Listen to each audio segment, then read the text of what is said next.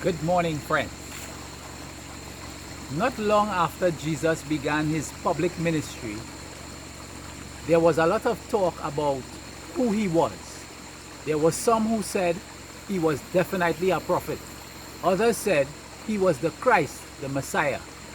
Yet, the church leaders, they said he was a man possessed with a devil, and he was a deceiver, and he should not be trusted.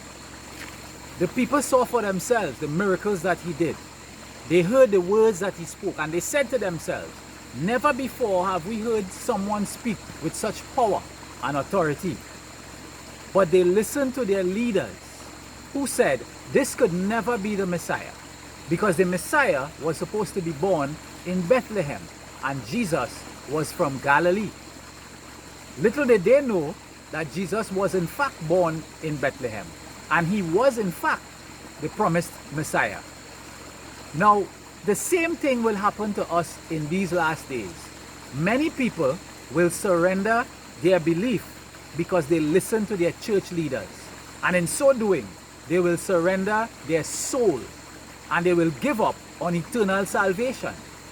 But today I want to encourage you, study God's word for yourself. Hear his voice. It is not man that explains God's word.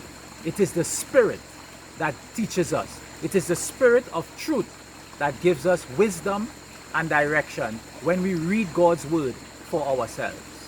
Thankfully, one person, Nicodemus, that man that visited Jesus by night, he stood up for Jesus and he defended the truth.